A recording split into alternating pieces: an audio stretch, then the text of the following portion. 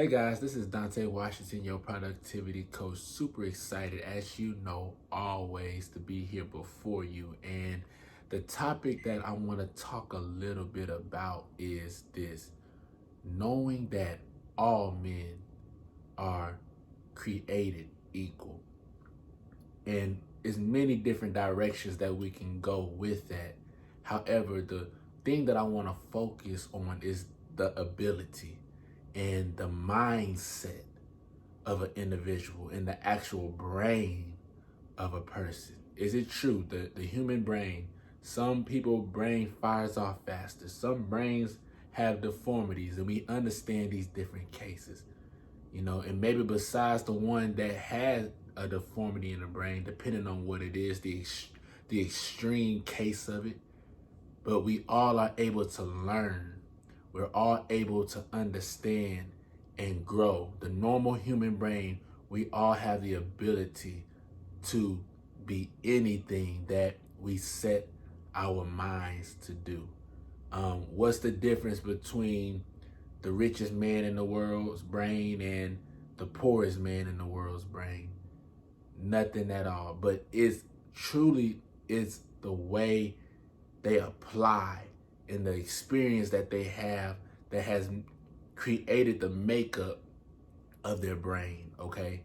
So in other words, when I'm saying nobody's smarter than you, it's just what you choose to apply yourself to, what you choose to go through the suffering process to obtain a skill, to obtain a talent, to obtain a mastery in something, you know? Some may be smarter than you in mathematics or business management, but you might be smarter in marketing. That's why the saying two is better than one is so important. Because if you can get two people with two different skills to get on one mind and one accord towards a vision, they're going to go be a lot further than what one person can do in that instance. So I'm here just to let you know that nobody's smarter than you. It's just what are you going to choose to apply yourself to? I may be smarter at business management. I may be more in depth rather in a certain category, but that doesn't make me smarter than you. I just got more in depthness and experience in a particular area. We even recognize in college, we call it degrees: math degree, business degree. That's just one degree. But we understand the world, there's 360 degrees, But I just got one degree, meaning I have mastered a focus. I have achieved a certain level in a particular focus. I might be more intellectual in business, but you might be more intellectual in health. So understanding this, you're created equal, and you would call in life, got the short end of the stick. But I'm only here to let you know that that doesn't stop you from where you're going in your future. What happened in your past does not dictate your future. Now, what has happened in your past may have got you to where you are today, and who you are, it came from your past and from your experiences and the things that you chose to agree with and apply to your life. But now, as an individual who you are today, you got to recognize and say, okay, where am I today? Who am I today? What are my pros and what are my cons? Who am I today? And now you got to say, now where am I trying to go? And what choices that I'm going to make to get to where I'm trying to go? And what changes am I willing to make? And what disciplinary actions am I willing to make to get to my destinations? That's why you hear so many testimonies of entrepreneurs being poor, but now is rich. You hear some testimonies of entrepreneurs being swamped down with so many things in life, but now they have control over their life. It's by simply knowledge. I always tell people, man, knowledge, when you have knowledge and the willingness to apply knowledge, you're going to be successful. And people say, well, I don't have knowledge. My next statement is, well, ask a question, because questions are the gateway to knowledge. See, when you ask a question, it's because you don't know. You don't have understanding. So you ask a question so that you can learn the very thing that you don't know. And that very wisdom or knowledge that you add can be the very skill knowledge that redirects you to get to your destination more efficiently and more effectively.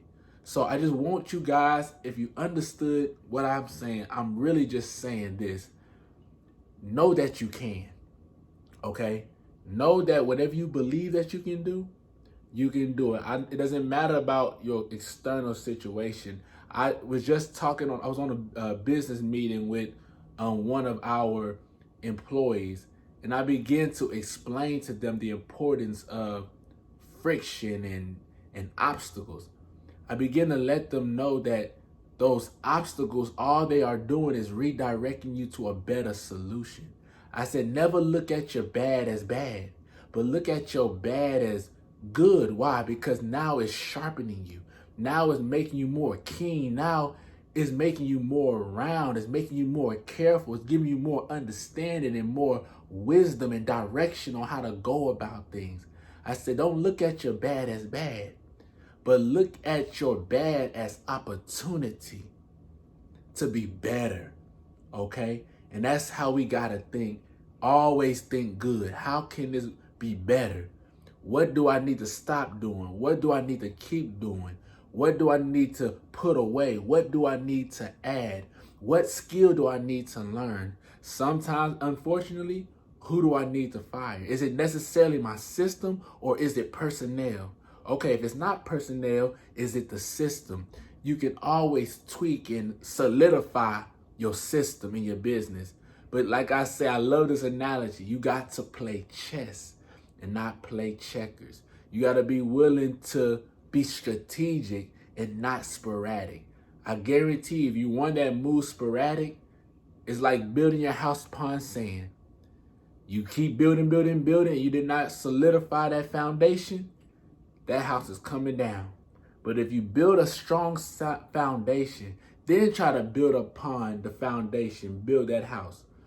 When the storm comes, when these trials come, when the obstacles come to your business is going to stand strong. So, these are just a few tips that, I'm learning. And, on my future videos, I'll talk more about knowledge and understanding. I'm going to talk more about time management and different things like that.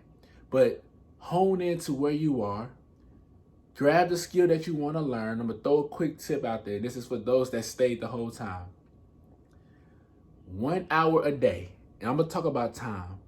But master a craft. Don't you know, if you just 1 hour a day towards one craft, that's 15 days in 1 year that you have put towards that craft. Now, 15 days times 24, that's going to let you know the hours that you have put in towards one craft in 1 year. A lot of times we try to do 3 hours here, 4 hours there, and we burn ourselves out. Don't burn yourself out.